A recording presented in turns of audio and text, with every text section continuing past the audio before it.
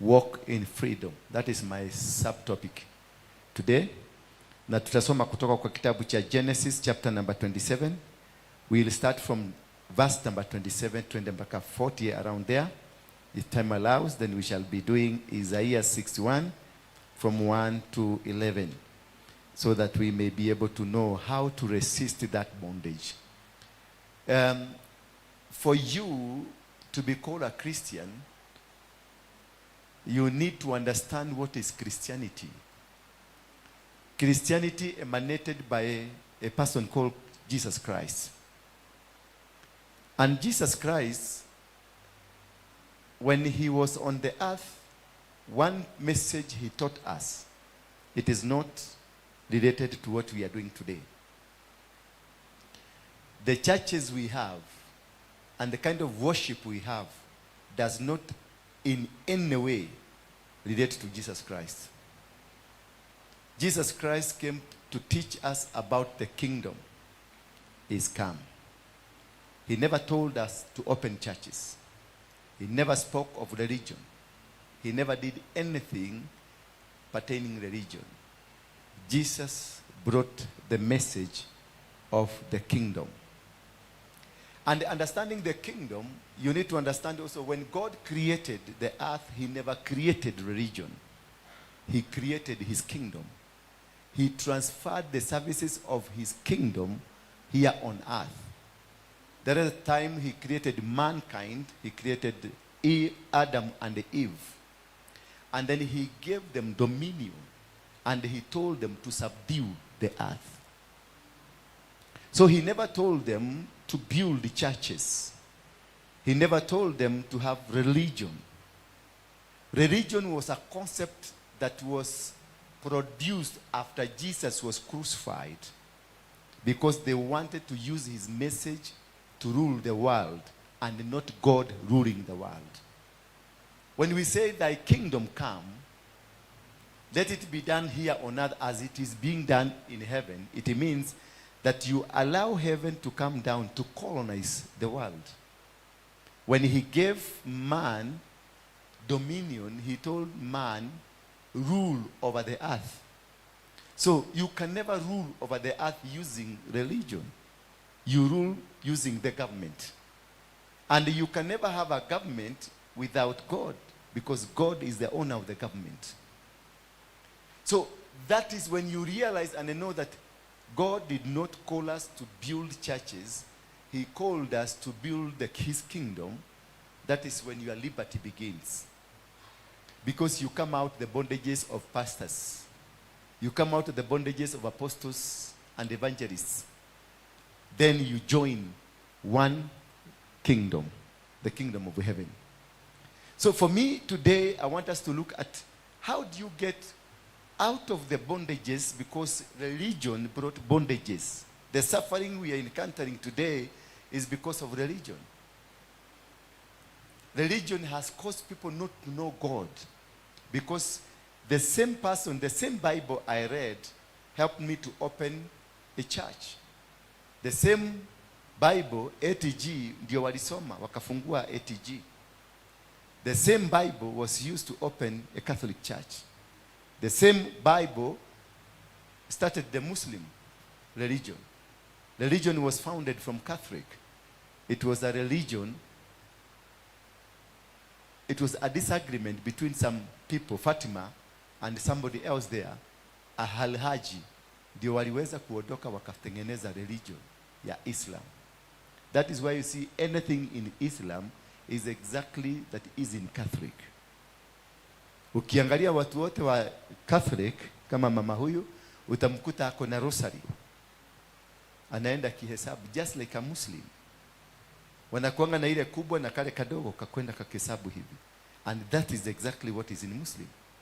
And exactly that is in Catholic. They fast for 40 nights and 40 days. Just like Muslims. Exactly what is done in Catholic is done in Islam. It's only now Islam used their language, Arabic language, in their Quran. The Quran has the Old Testament. The entire Old Testament is what we call the Quran. Only that now they don't have chapters. They have aya na sura. Sura Musa, Sura Mustafa. Those are what we have in the Quran. But Quran is exactly a copycat of the Old Testament. And all the names in the New Testament, the Old Testament and the New Testament, the Bible, are the same. Only that Jesus is known by the name of Isa bin Maryam. Moses is Musa. Abraham is Ibrahim. Isaac is Ishaq. Hallelujah.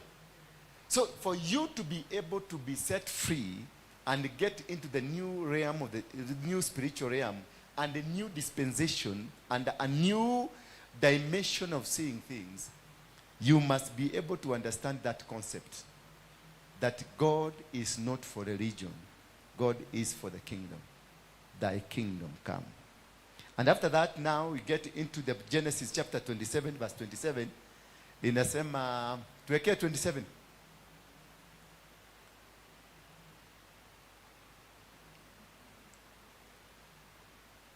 I say, kuna mtu uko?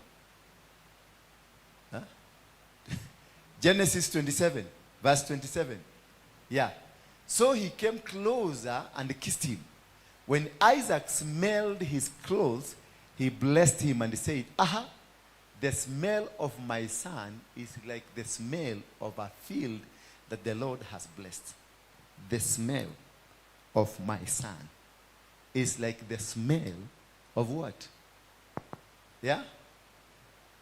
Of a field that which is blessed. So Abraham was talking about who? Nah. He was talking about his brother. Right? His son. Who? Yeah? Esau. Because he had asked for Esau to be blessed. He told Esau, go and prepare a nice meal. Nitengenezee chakula kizuri, ndio nikubariki.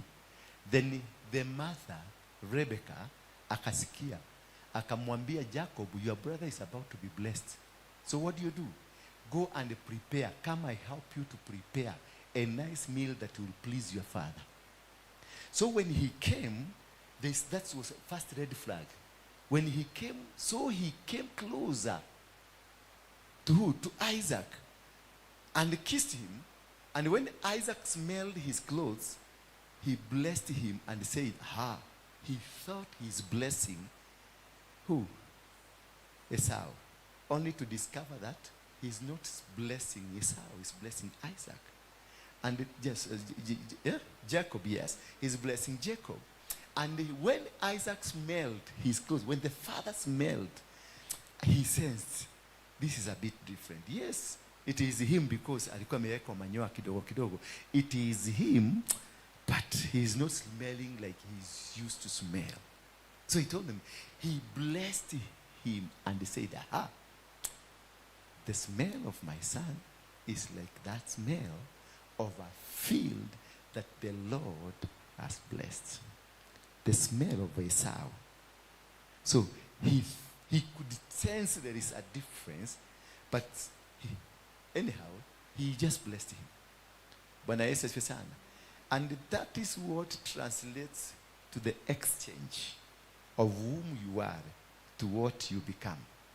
Because of the moment that you lose, that moment that is misinterpreted, ni moment moja inakuja ambayo hiyo ndio moment ungebarikiwa, lakini unakosa kakitu kadogo sana unabadilishiwa. Maana huyu alikosa kuenda haraka haraka afanye venye aliambiwa na baba yake. Naye mama yao akafanya haraka haraka kwa Yakobo, akakuja and the blessings was exchanged. Bwana Yesu asifiwe sana. Mwambie mwenzako, get out of that bondage. Resist the bondage. Walk in your freedom. Because most of us who are working, most of us who are married, most of us who are going through issues, are going through these issues not because we deserved to be where we are today. Not because we deserved to be what sensing. You are in the wrong place.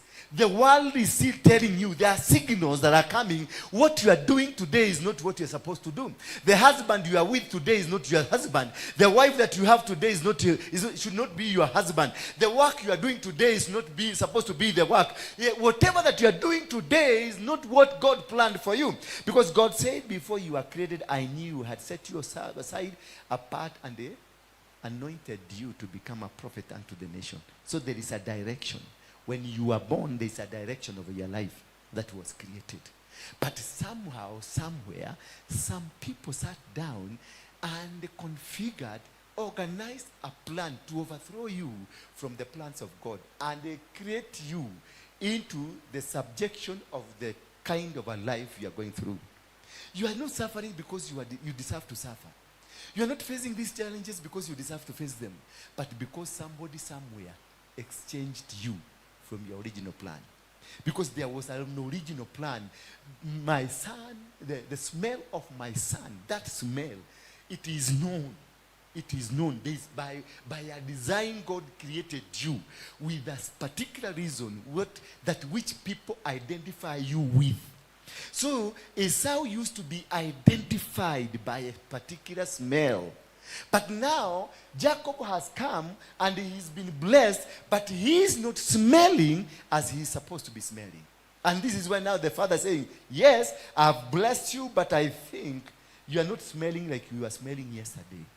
So there is something that has been exchanged. He sensed, it's only that this guy was blind. He will not see, but he will touch.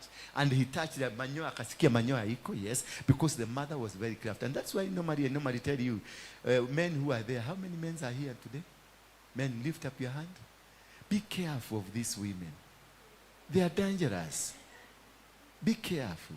Because this is a mother who has conspired against her own son. Hallelujah. A mother, because he loves the second born. Hallelujah. And they conspired against the blessing of a son. And now the exchange came. And most of us are operating on an exchanged program. That is why you cannot access the key to your blessings. That is why you cannot be able to access. Because when you came on earth, you came with codes. And in these codes, that is what you operate with. And when we are removed from the kingdom of God, we were taken to religion. We operate on a religious code instead of a kingdom code. When you operate from a religious code, yet you are brought on earth on a kingdom code, it means you will never be able to access your blessings.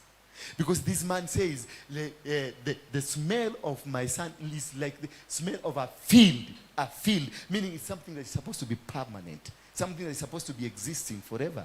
A smell of a field that is blessed. So you are connected to a blessing because of a calling of what God brought you to come and do here. Look for this. These men are from Rwanda. They coexist in two countries, and both countries have rejected them. And you see, there is a prophetic word over the Wanyamulenge. You misbehaved against God. Do you have that knowledge? Go and study yourself. The Wanyamurenges of those days misbehaved against God. They did what God did not want them to do. Because Wanyamurenge were the person to carry the revival, not the Kikuyus. Wanyamurenge were supposed to carry the revival of the world. And that is why Wanyamurenge has been scattered all over the world. And they are fighting. And they are the most talented people on earth are the Wanyamurenge. The most suffering people on earth are the Wanyamurenge. The people who doesn't have a nation are the Wanyamulenge. But when they come to Kenya, they fit. When they go to Switzerland, they fit. They go to Canada, they fit. Because God is still looking upon them. Until you guys repent, God will bring you together back. And your life will change. And you will have a nation. Hallelujah. Now they are nationless. Kagame has resisted them. And therefore, let's go to the verse number 28. Today, I want to go deeper in teaching you so that I want you to rediscover your key and the code so that you can get connected back to where you're supposed to be. May God give to you from the dew of the sky and from the richness of the land an abundance of grain and a new wine. An abundance of grain and what? New wine. Who is he talking to? Now, Isaac. Who is he talking to from his heart? He's speaking to Esau. He's not speaking to Jacob. He's speaking to Esau. He's releasing his heart to the person he wanted to release to because of order of hierarchy. The order of hierarchy. It is that Esau was to be blessed, not Jacob. So when Isaac is speaking, he is speaking directly to Esau. But who is being spoken to? Jacob. You can see now how you lost the glory of God over your life. How you lost the connections. How you lost the key to your life. How you lost the cords. How you lost everything that was supposed to be for you. Bwana Yesu asifiwe sana. That is why your business is not working. That is why your marriage is not working. That is why your ministry is not working. That is why nothing is working around you, because you are not operating from originality. You are operating from fakeness. Because people came identified you when you were young. They identified you as a preacher, as a man of God. They identified you as a prophet of God, as an evangelist of God, as a business mogul, as somebody who is supposed to be working somewhere. But because of interest of people, something was removed from you and exchanged to somebody else. So you are not original. You are working on a fake status.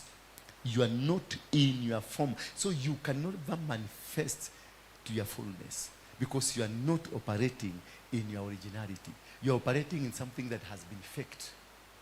Praise be the name of God. That is why you cannot, whatever kind of business you are doing, cannot work. Why? Because you are not supposed to do that business. You are a business person, but you are supposed to be selling metals. You are supposed to be selling a hardware, but you are doing what? You are selling chicken. And therefore, things will not work the way they're supposed to work because you are in the wrong field. You are in the wrong profession. You are doing something wrong. Until you are able to rediscover yourself, until you are able to go back and do what you are supposed to do, then you will never be able to connect. You will never be able to get where you're supposed to go. Most of us who are ministers of the word are preaching the word in the wrong professions, doing the wrong thing. Yes, you're preaching the word of God, but you are completely where you are not supposed to be. You are completely doing the wrong thing. Why? Because you are not called to come and serve here. You are called to go and serve something else. Most of us think that when serving God, you must be holding a microphone to serve God.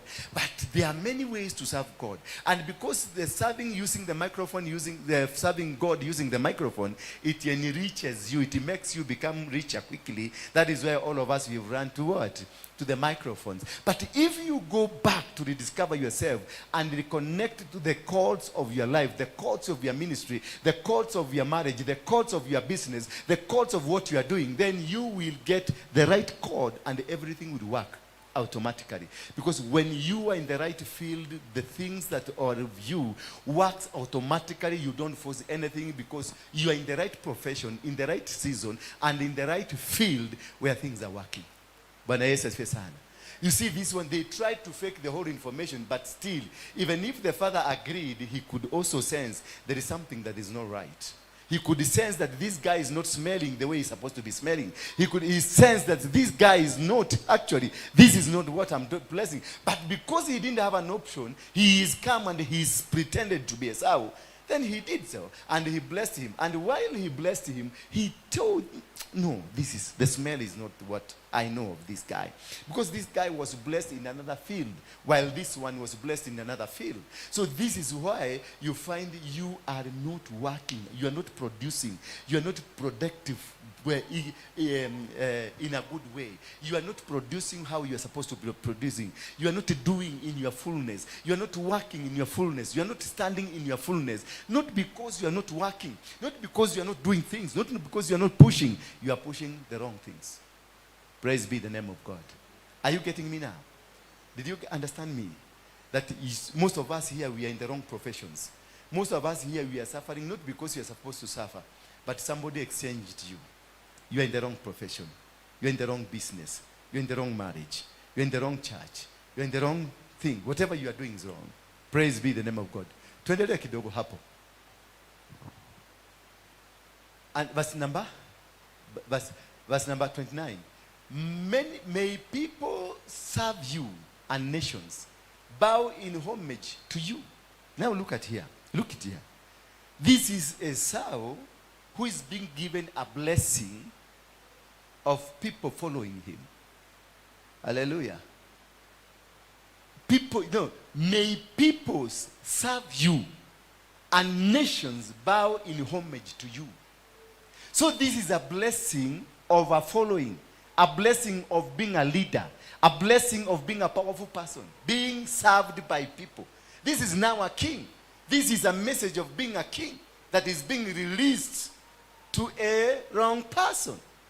And that is why you find Esau was supposed to be a king. Because if you look at Esau, Edom, is that Edom? Is that which brings Edom? We had a city that is called Edom. He was able to produce a city, but what if he was operating in his fullness? What if he was operating under the true blessings? This guy is according to his father, he's saying, may people serve you and the nations bow homage to you. That wherever you go, the nations will bow before you. But who is being blessed? The wrong person. The father is blessing a wrong person. Is releasing the blessing to a wrong person. Hallelujah. And that is how you are a leader, you're a prophet, you're a person, powerful person over the earth, but you have been misdirected. That is why you are suffering. That is why you're facing the challenges you're facing. Because already the blessing is there, but it is not connected to you. The blessing is there, but it's been directed to somebody else. So whoever was releasing to somebody who had a motive and intention of swindling his brother. There are people that swindled you. There are people that made you suffer towards the suffering you're going through today. There are people, sometimes you go somewhere, you see, have you ever gone to a place and you think that, you see like you've been to this place. You look at this place, looks familiar to me. It's like I have been to this place. I went somewhere in the UK, a place called, it's not Coventry, I've forgotten the name. I wonder, so it's like I am somewhere I had seen. It's like I had gone there. But I had not ever gone to that place. But to me, what I was seeing is something that I have ever seen. It means that I once went there in the spirit. When you see it's like this place, you were there. But you've never been there. You had traveled in the spirit. God has revealed it to you. This is what. Have you ever met somebody, a man, somewhere, and you feel this man, it's like I have seen this man somewhere. You look very familiar. You look very familiar. And you first start having the feeling of this man. If you're a woman, especially women, you start now having the crushing, the feeling of this man. And you start feeling like, this man, he looks like so and so. He looks like somebody I know. And you know, he's handsome. But he's handsome. Could it be, if you're a single, he's your husband? Yes. And now you somehow met, but you cannot be able to connect because you don't have the connection. But actually, this man is your husband. This man is your wife. Look, this woman is looking at me as though he met a gentleman somewhere. And now she's imagining the suffering or the challenges she's going through today. Had I met that man? You know, sometimes you meet somebody and you find this person is like, this was supposed to be my husband. This was supposed to be my wife. Or this was supposed to be my business. Or even you think of doing some particular businesses and you do, unaifanya hiyo biashara, unafikiria kuifanya. Walking in town, ukifika town, unakuta a man or somebody doing exactly what you are thinking. Exactly what you are thinking. It is because you are operating on an exchanged mind. That man is operating your business. That is your business. That is where you are supposed to be doing. But because it was exchanged, it was given to somebody. Hallelujah. It was taken over by somebody. That is why. And even you go to some places and you find a preacher preaching your message. The message you had planned to preach, you find somebody else is preaching. It is you who is preaching now, but because your spirit has been swapped, it is over somewhere. Hallelujah. That is how you see, that's how you know that you are in a bondage. You've been stolen. You are not operating as a free agent. You are operating as a slave. You are operating and working in somebody's places. You are not entirely yourself. You are not doing exactly what is supposed to be done. You are in the wrong profession. You are in the wrong ministry. You are in the wrong places. You are in the wrong timings. That is why everything of yours has led you to a lot of suffering. Whatever you're doing has led you to a lot of suffering and a lot of challenges and a lot of blockages and a lot of limitation. That is why you cannot be able to make a move and succeed. Why? Because you are moving a move that does not belong to you. You are doing a move that is of somebody else. Maybe your brother, maybe your cousin, maybe somebody, a neighbor, maybe somebody somewhere. My peoples, may people serve you and the nations bow you in homage. Be master over your relatives. You see, this is a responsibility that was given to a wrong person. Hallelujah. He's talking to Esau, though he's talking to Jacob. That be master over your relatives. May your mother's son bow in homage to you. That is why he decided to steal everything, because he had the intention of my father was not to bless me. And the intention of my father was to give every authority and every blessing to my brother. Hallelujah. Are you seeing something here? That he is blessing a wrong person, and the wrong person who was not to hear this is the person who is hearing it. There are people that they were not meant for this information, for this, what we are teaching today, but they are here and they will steal your stuff. When I say son, they are here and they will steal everything from you. Because this is now is a Jacob hearing a secret that was carried by his father to his son. But now, because he has pretended to be the one, he is listening. And this is how we've lost our glory. This is how we've lost our heritages. This is how we've lost the foundation that is meant for us. This is why in ministry we've struggled. We've struggled. We struggle. Many people struggle in the ministry. Not because they are supposed to struggle. Because when you are serving God, you don't need to struggle. When you are serving God, you need to walk. Rightfully, you need to go. God will help you, because he walked with Moses. Though there were challenges, he walked with Moses. And Moses, before he moved, he told God, I'm not going if I'm not going with you.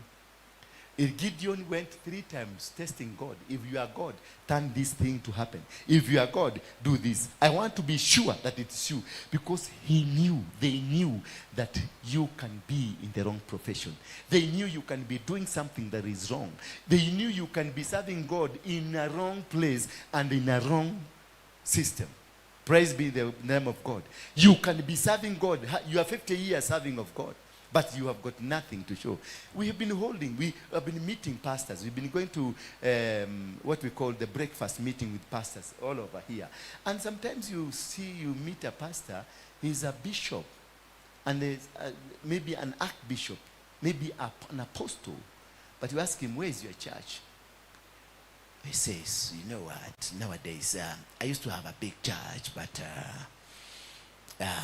things didn't go the way they are supposed to go. Therefore, I'm an evangelist. I'm preaching to the gospel. No, I discovered the church is 4 walls, and I thought God spoke to me and told me the 4-wall church has come to an end. Now we need to go to the world and the church without walls. It is not a church without walls.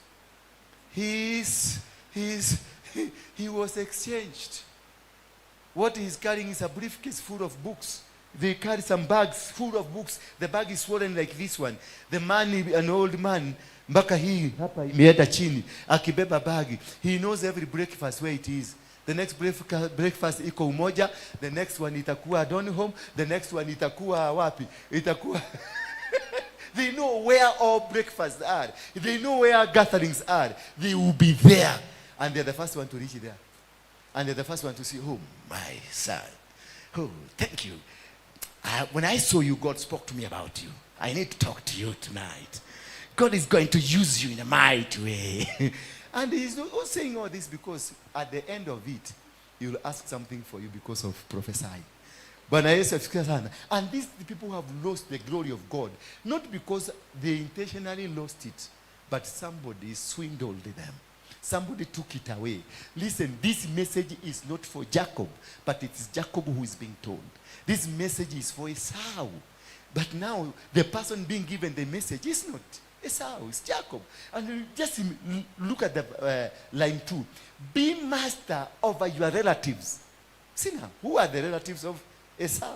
The entire clan. The entire clan of Jacob. The entire clan of Abraham and Isaac. The entire clan is the relatives. And these people were placed under Esau. They were supposed to be under Esau. Praise be the name of God. Even Laban was supposed to be under Esau. He could not have punished him. If it was Esau, he would not have gone through what Jacob went through in the hands of Laban. He was told, be master over your relatives. May your mother's sons bow in homage to you. Those who curse you will be cursed, and those who bless you will be blessed. That is given to a wrong person. It is not given to the right person. So do you think that we hold one water? It can't hold one water. Because you are not permanently. You're not fixed. You're not operating within the seasons of God. You're not operating within the plannings of God. You're not operating where God wanted you to be. The person who was blessed is a wrong person. It was not an original blessing. You're operating on a blessing, but it's not an original blessing. It is not your blessing. Praise be the name of God. So you need again to go. That is why he's verse 30. Please give me that verse 30. You see, now this man is operating on somebody's car. This man is operating on somebody's wife. Is operating on somebody's systems. You are not, somebody has just taken away. That is why today you are struggling, because the system that are meant to operate with you are operating with her. So wherever you were trying to do anything, it will not work because you don't have the cords. Hallelujah. Because this now is the cords that is saying, may all your relatives bow down to you. May all the riches of the world bow down to you. May everything that you want to do bow down to you. Those are now the cords. This is what he will be connecting. When he will be praying, he will be telling God, remember you told me that this and this should be bowing down to me. This and this should be operating under my dispensation. So when you go now, Esau has been left without having the cords. Esau is operating without the cords of blessings. Esau is working without the cords that will connect you to the properties, will connect him to what he's supposed to be. So talk angel. It will connect you to where you are supposed to be.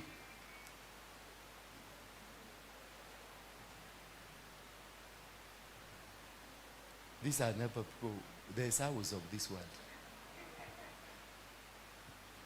How would you come to a church, as soon as Isaac had finished blessing Jacob. Now look here. I want you now to understand this verse. As soon as Isaac had finished blessing Jacob, and Jacob had left. And Jacob immediately now, he is left with everything that belongs to you. Esau now is coming from the bush with a mongoose or with a rabbit. He's coming only to discover, as the blessing Jacob left the presence of his father Isaac, his brother Esau, I left from the hunting. Johnny's come lately. Most of you come after the blessings have gone. You just arrive after, just a few minutes. It didn't take long. He didn't come the day 2. After he's just been blessed. After the blessings have been released. That is now. He's coming now. Very tired.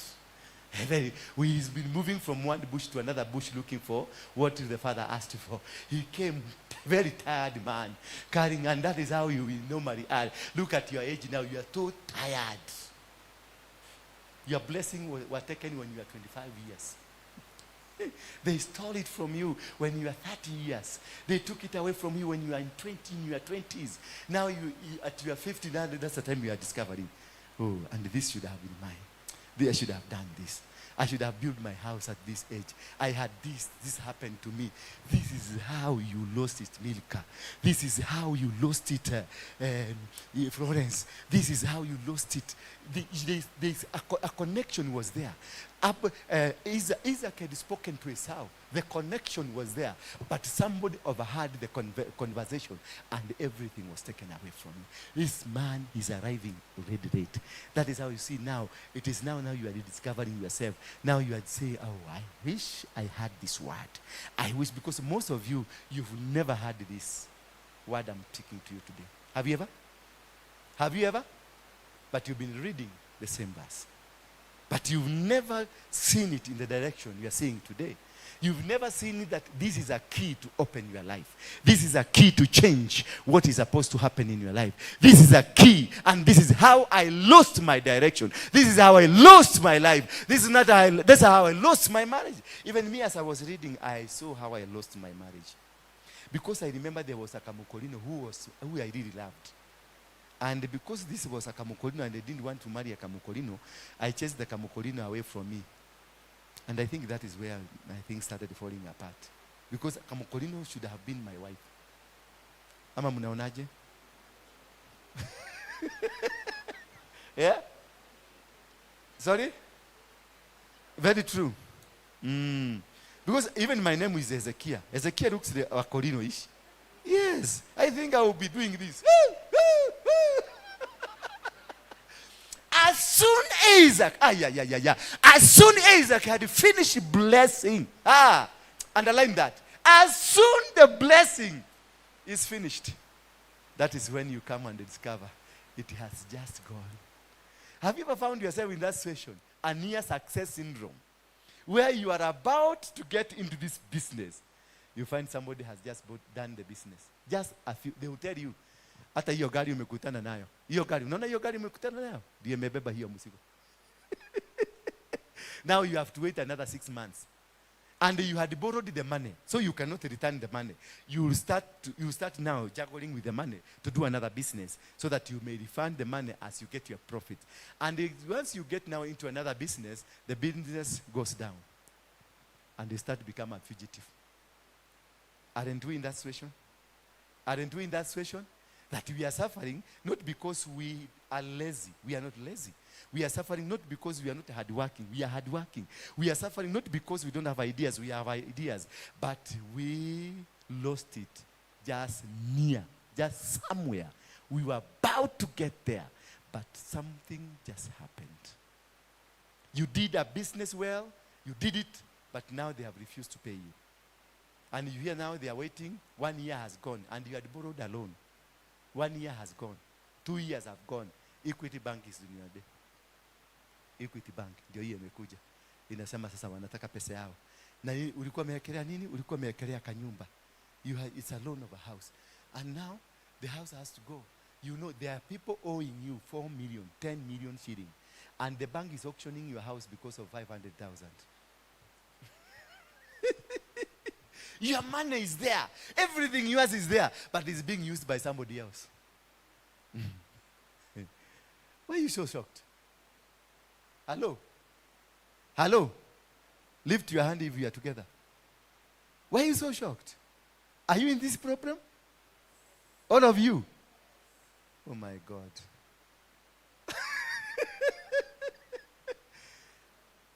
Yeah? You're already late. Let's read. Let's read the Bible. Let's read the Bible. The Bible will tell us what to do next. But we learn from the Bible. This book you've been carrying. You've been carrying this book. And you say, 20 verse 31. Quickly. He had also made some delicious food. You see now, you had already done some good things, but things already Muse is full. He can't eat your food. Yeah? You want to go? Yeah, just go. Then after that. Yeah, thank you. Yeah. He had also made some delicious food. Oh, you didn't tell these guys. Come. Baba, come. We forgot to tell this guy. This is the guy that will bringing us Israel Bonye. Yes, ni kazini yake. But don't look for him, he's married. So we at archive, we will be having Ismail. Israel with us. Okay? Will you be there? I hope you'll be given permission to come. Thank you. Continue praying for the meeting. Thank you. Yeah. Okay, thank you. 8. Around 8, eh? Okay. Let's go. Tufungulie hapa. Tumeona tumeenda bali. Tumeenda. Mkihaki tu vitu hapa ati mutengeneze kitu ati ndio jina yangu iharibike. Watatuonea hapa. Tutajaza city mzima. Hallelujah. The world is coming to here. Wanyamulenge are here. This is a chairman. People from America are coming next week. We have people from UK are already here. They have arrived. Na wewe unafikiria kuhaki ati kuharibu. Because of that, our YouTube page has increased by 1,700. Not everything is negative in your life. Anything that is coming, ukirushiwa mawe, chukua hiyo mawe, usirushe, weka hapo. Ndiarusha ingine, weke hapo. Ndiarusha ingine, weke hapo. Hiyo mawe itakusaidia kujenga nyumba. Tuendelee. He had also made some delicious food and brought it to his father. He said to his father, let my father get up, eat some of his son's game, so that he may bless me. Hallelujah. Baba kumbe ni kulala milala ni kushiba. Amekula ugali, na unajua ukikula ugali unaanza kungorota. Bwana Yesu asifiwe sana. Hallelujah. Ati anaamsha baba akuja afanya nini? Alieto ilio. Okay, alieto ilio. Tuli athondekete game meat. Ategete huko. The game meat and nice. Fuko zinakuliagwa. Ama hujai kula fuko? Fuko ni tamu sana. Hata panya. Kwanza nyama ya panya ni tamu. Sema haleluya. Enda Cameroon utakula mpaka nyani. Nyani zinakuliwa. Huko kwa market utakuta nyani imechomwa vizuri.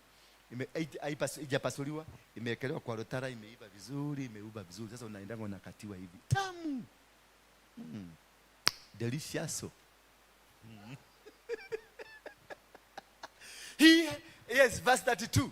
You find now, this guy is coming to seek for the blessing, only to discover he was late.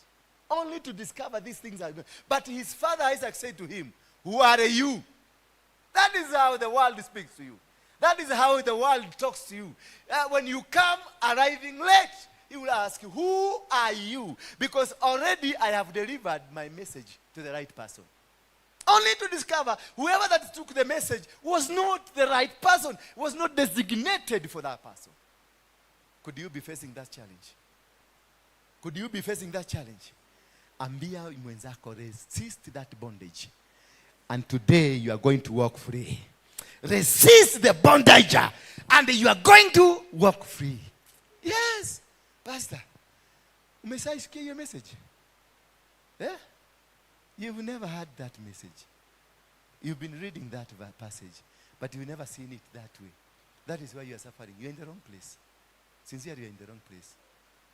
And you are going to die. Don't ever interfere with my work when I'm in my office. Okay? You're going to die. You've been insisted there. Walk out, because God, you are not of that generation. You are not of that generation. You are not of that class. And the calling you are in does not belong to you. You've been called as a chosen one. That is a religion. You are not a religious person. You are a kingdom person. If you insist to remain in the religion, and God is calling you to come out and to ignite the dispensation, God will atakufinya. Si unaona sasa kuna bandage kwa mkono? Ni ya nini? Si ni shidano? Yes. And you're a pastor. Ni message ero kora hujeria ndogoko. Tikuga mapasta matirwaraga na ni hoyagira andu makahona ithituo. Ni wekaga andu deliverance niguo? Yes. Urarega kwiyeka niki? Urarega kwiyeka niki? Tajiriria maguru thie. Uthie ume ku. Uthie na maru. Wale maguru mare magukua. Uthie ukurumite takagui. Ume kundu kuriko na ume na ihenya muno kana twandikirwo ibuku haha. WhatsApp. Join my WhatsApp. He answered, I am Esau. You are? I am Esau, your firstborn son. Kwani alikuwa na nani? No, kulingana na yeye, kae nyuma nao. Kae nyuma nao. Morio, kae nyuma nao. Kale osyo kile. That is how we lost this. That's how we lost it. Somebody has taken away your blessing. Somebody has gone. Your blessing has gone. Iradimoshia kuneviu. Nawe tulete haunganganete twende Sayuni. Twende Sayuni. Twende. You need to change narratives immediately they come to you. Wakati huyu mama alikuwa hapa huyu agedhito, mliona nilifanya nini? Did you see what I did? What did I do? What did I do to her? What did I do? Where did I do? Kai, mutinanyita. Adu amane tuake mumenyago sia TDH. Mutimenyaga spiritual things. Last time when this woman came here, augirede operator na agomi. And she spoke well, she was standing here. So I had to persuade her to come. I cancelled it here. Because when she spoke of it, and the gomi shiori, nisho shira atomile tokerero ne bare yo. Are you getting me? The bara ilitokelezea ni ya gomi. Sisi tunapigana na gomi. Na gomi mzimeretwa. Na zimeabiwa sasa wewe ni wa gomi. Si gomi sitakutembelea kwa nyumba. Si gomi sitaanza kufanya mavitu hivi. You do it, you change it immediately. You change the narrative. Hallelujah. You change the narrative there and there. And if it was not changed immediately, bring them back to where they said it. And cancel it as they are here. So that you can move. Because these are not good agents. They are people that have come with a mission. These people are not happy with what is happening. Koki. Matira keni yoni kwena koki ni mudhaka. Nona koki ria dhaka rite thikoishi. Kawagire mundu. Ali ndugitwiraga. Kagitaruga mama kuone. Ukati. Wow. Nani kaficha? Tiga wairu. Tiga ma feeling. Koki, you are smart. Keep it up. Ugo nigo gai arenda tuikarage. Tuikarage tulisia na thaka aduega. Ono kodo ina gakuo kega. Thia akamutuba ni ukuoya ka kamera kega. Na nika designer dogo ciana ta ici cia mucaina ciana akenda cia mundu rekera ha magana meri atutishage ni ngwe ya 15,000. Ni uguthi gikombo gakora nguo njega. Ngwe ya designer ona ko mwena ni mukuo but ni njega. Ni kidu kiega. Mwikirite ugu kanyorokia. Tathi haha ugure kiria. Mutumia wadehagira kiria. No ni mwamuingatire guku. Wadehagira linen. Suit, linen suit. Sia mutuba. Wewe. Ukitembea unaona mimi ni kama ndio Macron. But his father said, but his father Isaac said to him, who are you? He answered, I am Esau, your firstborn. Kumbe, when your thing has been exchanged, the spiritual realm also forgets you.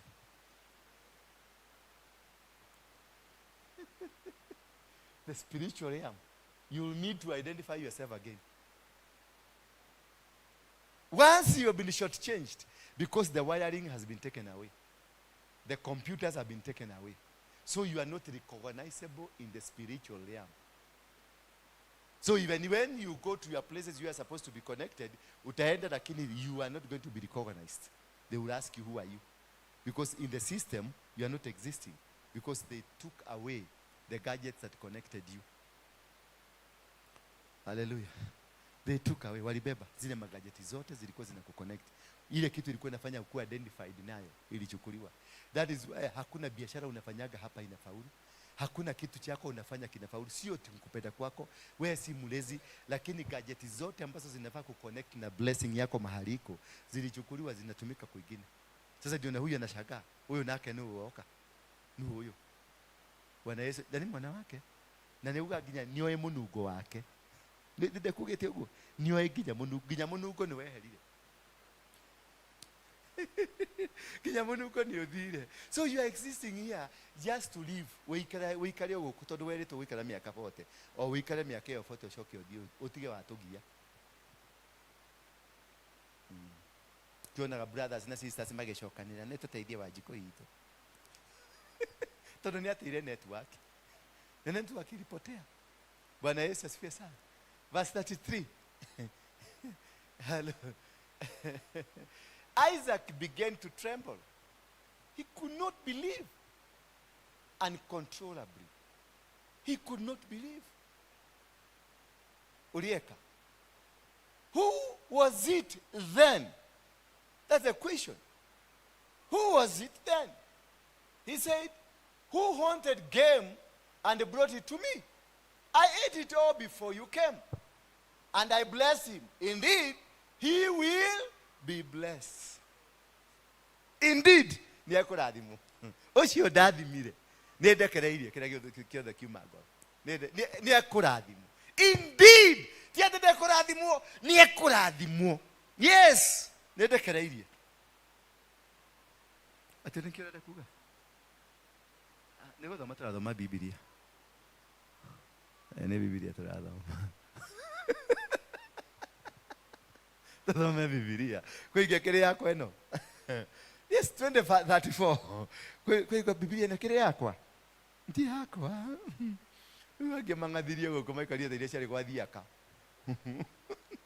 When Esau heard his father's words, he cried out with a loud and a bitter cry and said to his father, bless me too, my father. He cried. Aren't you crying? Aren't you crying, all of you? Aren't you struggling, all of you? And you've come to church to seek blessing. You know, I know all of you don't come to church because you love me. You come to church because you unataka connection. Because nothing in your family is working, nothing in your business is working, nothing is working anywhere. And that's why you're here. You came because you wanted Apostle Ndura to pray for you, to connect you. Not because of coming to worship God. Those people who come to worship God is because they are settled. They are not struggling. They are in their season. They are operating within the systems. So that is why they come to church. To come and worship God. To worship not because of what he has given them, but because he is God.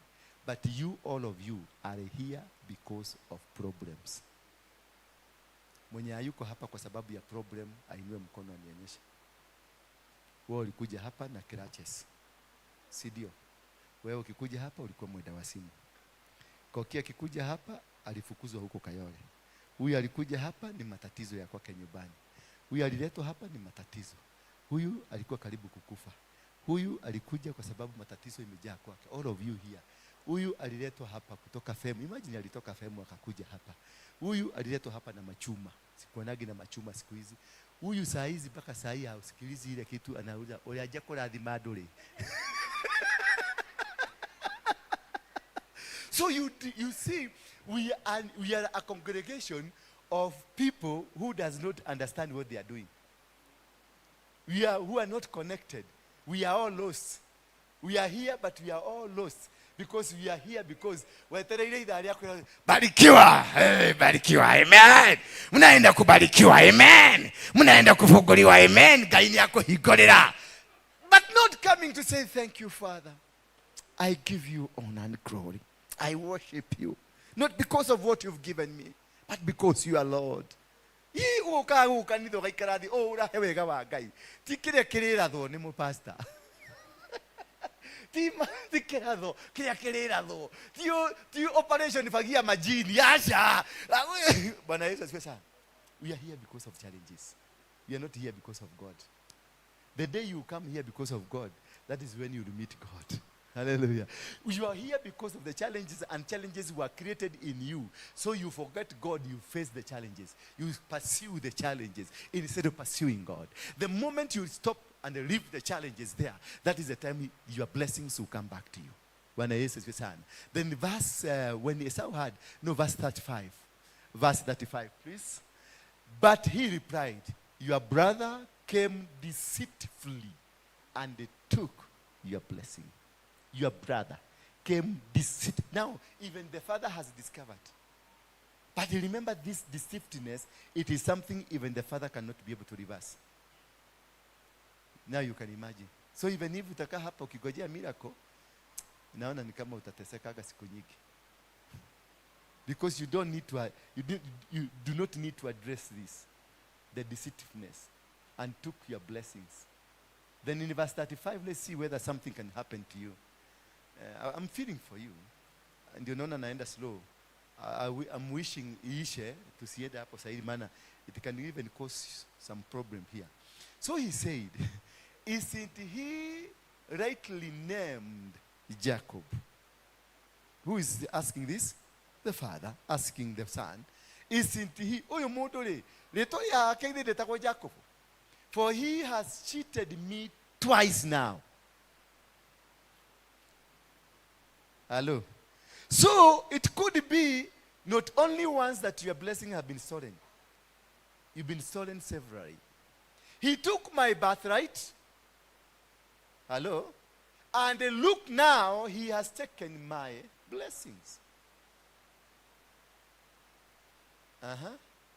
He took my birthright. And he has taken my blessings.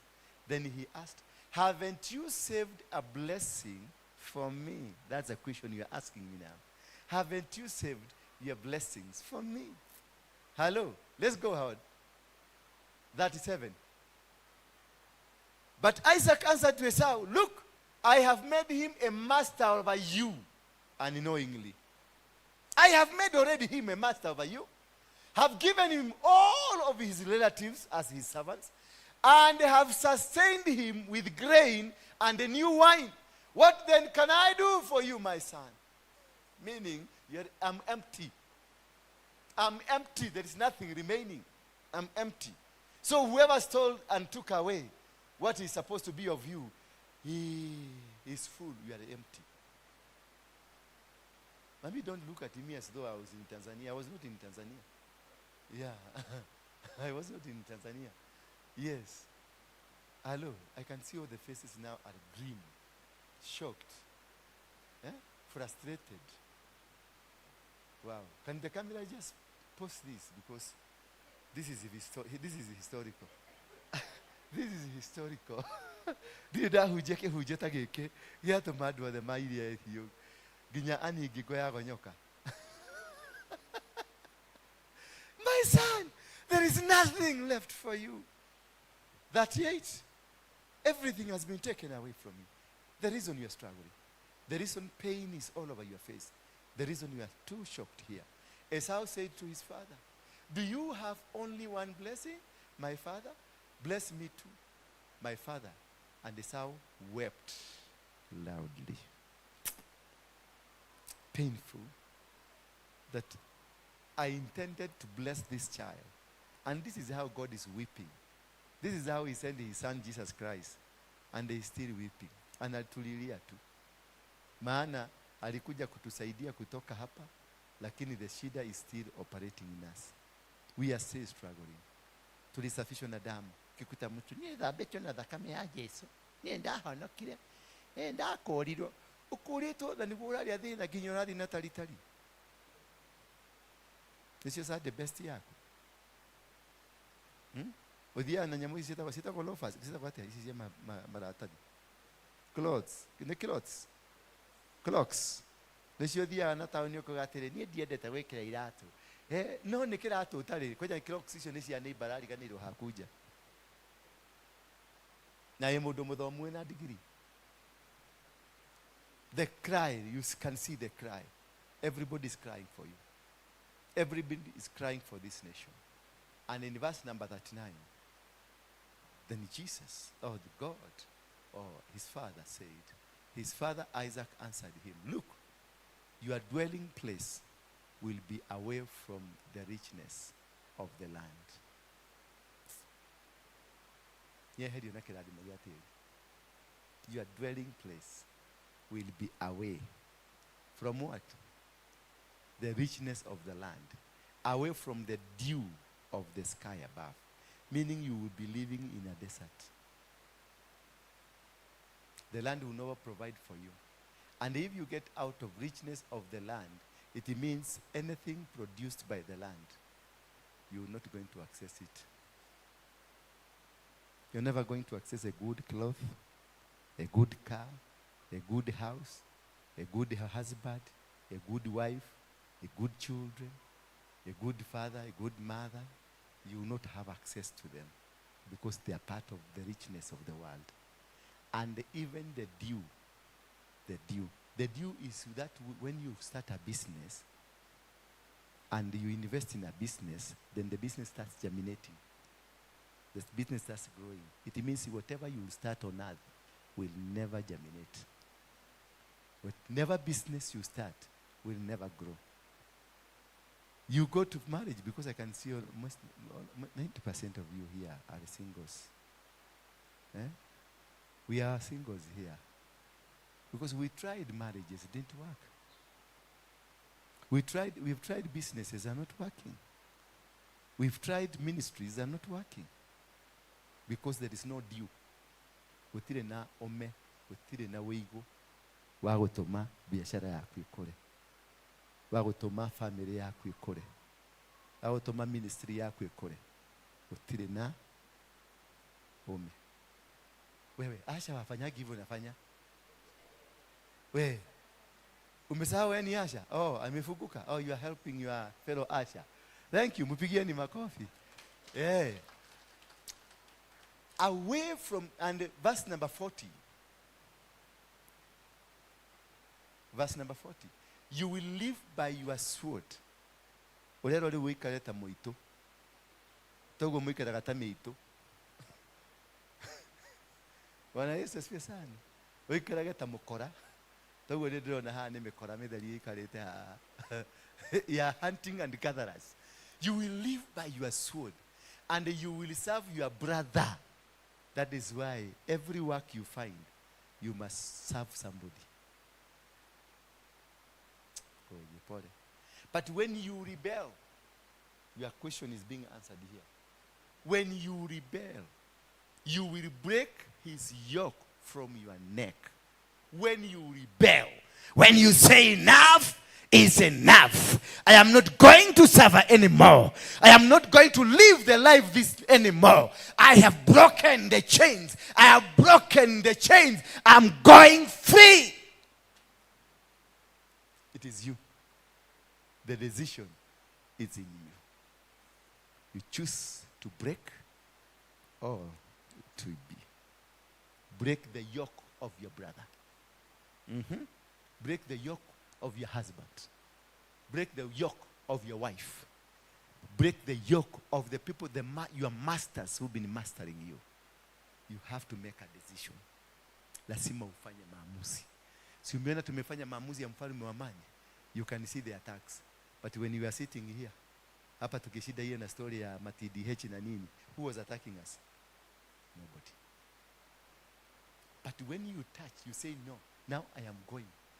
Sasa ni kuenda. That's the time they will attack you. Break that yoke. Yes.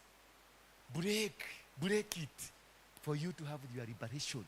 Break it for you to come out of it. It is in you. It is in your mouth. It is the Father who is telling us. At one of your nation,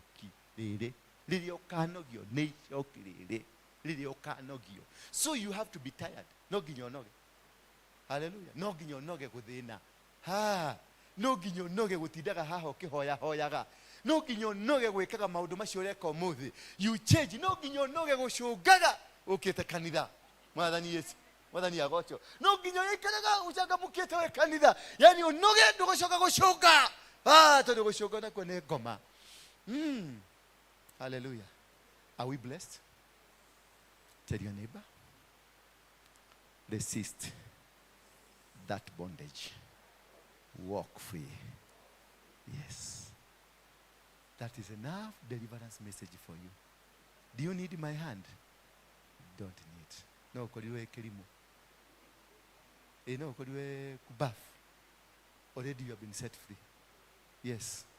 And if this message will not set you free, tell God, I'm coming soon. Because you don't deserve to live in this world. You don't deserve. If you cannot not break this bondage, break it. Break this. And be rigorous. Be objective in what you're doing. Just decide. When like now, you saw me, I become arrogant here in this church, and people started leaving, a lot of them, I made a decision. I knew I'm in a bondage of some people here.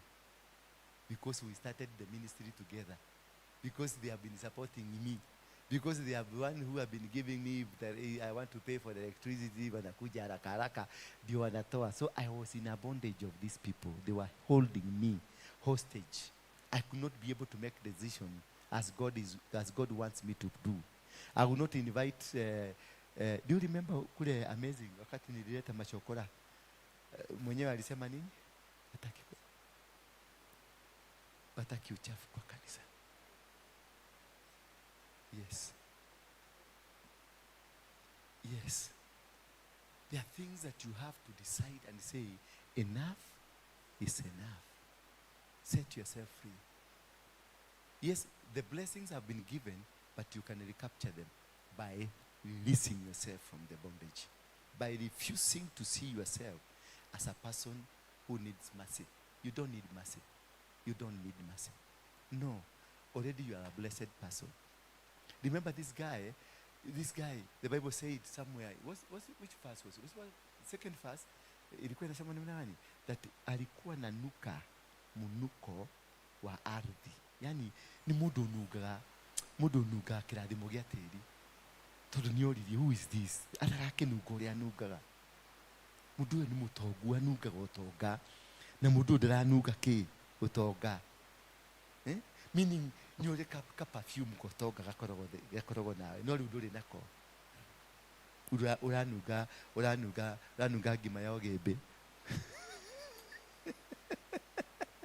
Mwathani agocwo.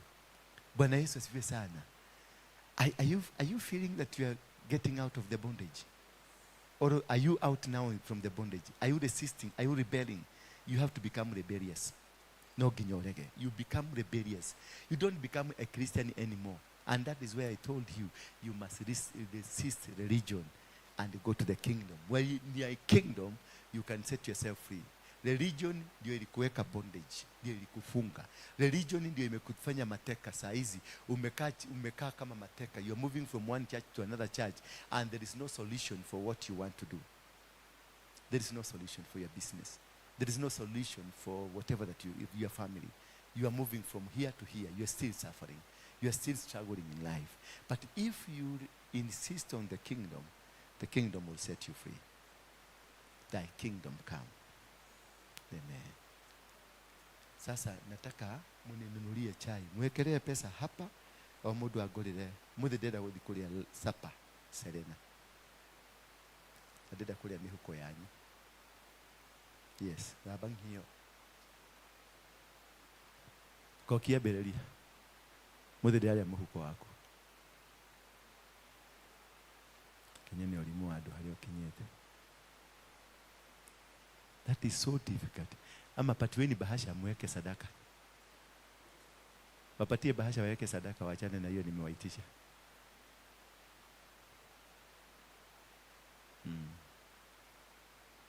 Mende takuruta sadaka no gemera makugurire cai.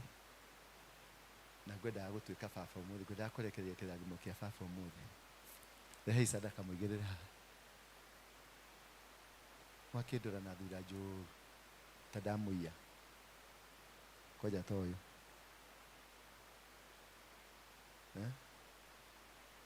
Yes. Ina ne cai kana ne sadaka? Ne sadaka. Thank you.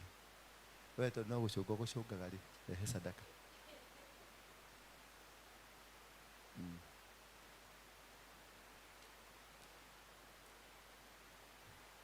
Nenyo jetereire. Teko ja gwiciria ni nguruta riu ni nguruta kana ndi nguruta. Na mutikarehe ka 50 ha. Sitaki kana 50 yako.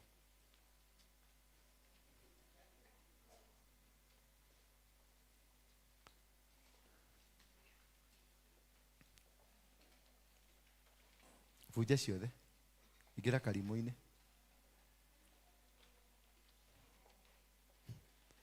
Hani mugua to 50 kamwe mukomwe makaga. Na makaga ni mama gua ka 50 ga change. Nisiake? Nisia cai. Thank you. Onyigie na kirathimo. Kiria kiarekereirio Jakobu thini wa mutorire wake. Thank you. Niki ni sadaka. Sadaka yaku. Ndio rehe sadaka. Sioke unyite ici na unyite sadaka.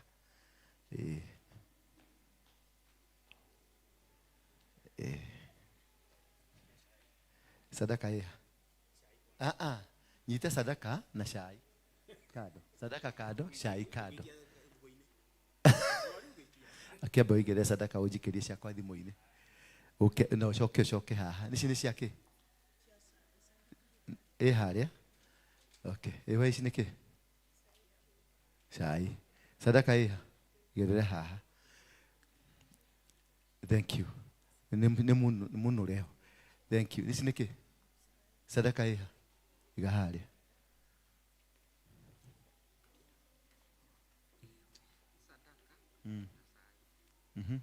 Okay. Ici niki? Sadaka Ici niki? Sadaka Ici niki? Sadaka Niko igereire itanakiona. Ici niki? Sadaka sawa. Ici niki? Sadaka gerera hau. Thank you. Sadaka? Thank you. Hii ni nini? Ni chai. Sadaka wekelea. Hii ni nini? Sadaka ndio hii wekelea. Hii ni nini? Okay. Sawa. Ya. Ni mwalikia. Rugama ina igoro. No tana dehera kanyama. No tana dehera kanyama. Akodi nuramenya dona dehera kanyama oya guko na igoro. Kanyama. Kunamenya dona dehera kanyama. Oya guko na igoro. Aria madehera kanyama oya guko na igoro. Ugo niguo Esau acenjaneirio. Oya imoko na igoro ndimurathime. Thank you. Yes. Sadaka iko wapi? Imewekwa kwa M-pesa? Sawa. Haya, inua mikono yako juu miwili. Fafa, thini wa rĩĩtwa rĩa Yesu Kristo. Ndakwambara ndagucokeria ngatho. Ulinimwagilia mafuta na ukanifanya niwe baba ya watoto hawa. Na Isaka aliwaita watoto wake wawili Esau na Yakobo. Maana alitaka kumbariki Esau. Kutoka leo kuna baraka, alisema ya kwamba dunia imkubali. Wawe viongozi katika familia yao. Wawe wenye mamlaka hapa duniani na kule mbinguni. Chochote watakachokifanya kiwe cha baraka. Kuna vitu viliibiwa kutoka kwao. Kuna huduma ziliibiwa. Kuna biashara ziliibiwa. Kuna ndoa ziliibiwa. Kuna vitu viliangamizwa kutoka maisha yao. Right now, as I speak, right now, lift up your hands. Right now, I am releasing all the blessings that were stolen from you. Naachilia baraka zenu sasa. Naachilia maduka yenu. Naachilia huduma zenu. Naachilia ndoa zenu. Naachilia mamlaka yenu. Naachilia chochote ambacho shetani alikichukua kutoka kwako. Receive in the mighty name of Jesus Christ. Receive that whatever that was stolen from you. Anything that they stole from you. Any form of a blessing that was taken away from you. Any form of a blessing that was intended for you but was changed away from you. Receive it now. Receive it now. Receive it now. Receive it now. In the mighty name of Jesus Christ. Somebody say amen. Umeregeshewa kila kitu. Biashara, watu wa biashara umeregeshewa. Watu ambao ni ndoa umeregeshewa. Watu wa huduma umeregeshewa. Kutoka sasa, you'll be operating in a different dimension. A different spiritual realm. Hiyo ndio mtaoperate kutoka kwayo. You will receive abundance. You will receive blessings. You will see heavenly coverings. Utakuwa na dew. Yani chochote utaweka, chochote utakuwa na dew, itamea. Utakutana mahali popote utaenda, utakutana na soil that is fertile. Wherever country utatoka kutoka leo, uende hapa, uende hata kwenye desert, kutatoboka maji. Mahali hakuna barabara itatengenezeka kwa sababu yako. Jambo lolote utataka lifanyike kwenye maisha yako litafanyika. Utapatana na kibali ambacho si cha kawaida. Utakutana na watu barabarani ambao watakuambia kuja na watakusaidia. Utakutana na mainvestor watatoka mbali wakakuja. Watakosa mtu wa kushirikiana na wao, utapatana na wao. Na ukipatana na wao, watakwambia tunataka utukue partner kwa biashara hii. Utapatana na watu ambao watainuka, watakusaidia. Na maadui wakikukujia, watasambaratika. Maadui wakikuja kupigana na wewe, watashindwa. Watajaribu kuinua miguu yao, hawataweza. Watajaribu kuinua mikono yao, hawataweza. Watajaribu kukuangalia, hawataweza. Hawatafanikiwa kwa njia yoyote. Maana kutoka leo, you are operating on a fatherly blessing. Bwana Yesu asifiwe sana. You are operating on a fatherly blessing. Baraka ya mzazi. Nimeachilia baraka zote kwenu. Mungu awabariki. Mungu awapatie maduka. Mungu awapatie kazi. Mungu awapatie vibali. Mungu awapatie waume. Mungu awapatie wake. Mungu awapatie watoto. Mungu awapatie neema. Vibali vya dunia hii na kule mbinguni. Vyote vya kudambane na wewe. Wale ambao mnatutazama mkiwa nje ya nchi, either you are in UK, America, Canada, Australia, Africa, wherever you are watching us from, may the blessings, the Abrahamic blessing follow you wherever you are going.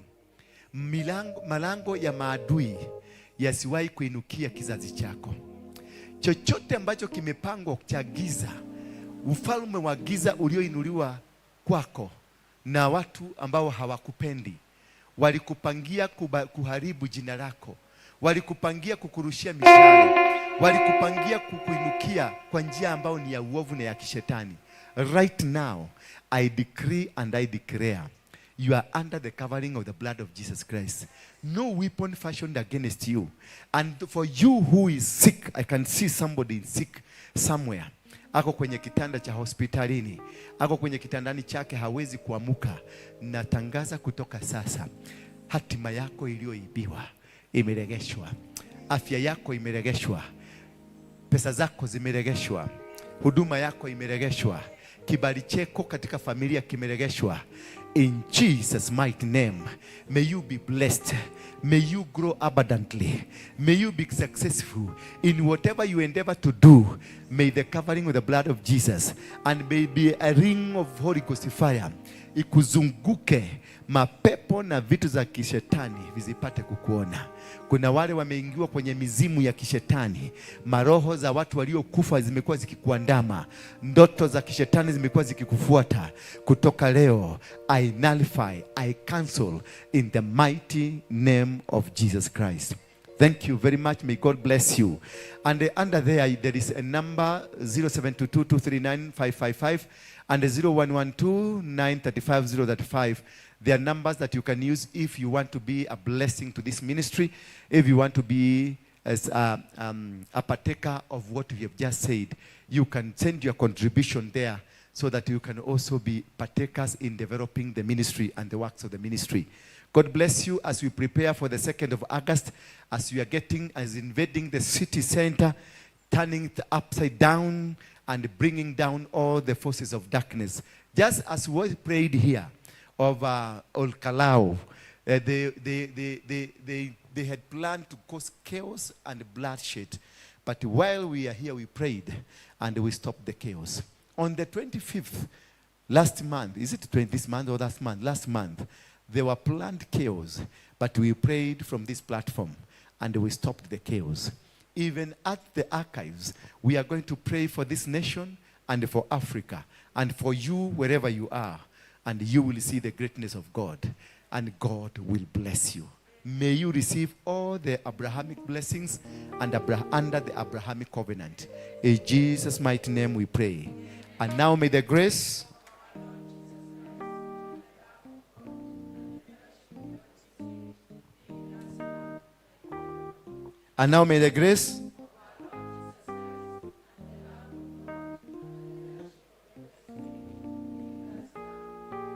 Kama uko na kitu chochote nataka kupatia na wekelea hapa. Kama uko na mchanga, uko na anything that you have that is meant for the prayers, wekelea tu hapo. Just put it there. The altar is highly anointed. And anything that you want God to do for you, God will do it for you. Sema amen. Salimia watu watano umwambie niangalie vizuri. What God has done today, what God has done today, it is permanent. It will never change. My business will grow. My family will grow. The love of God over my life will change. And whatever I've been seeking, I will find it. God bless you. God anoint you. In Jesus' mighty name. Somebody say amen.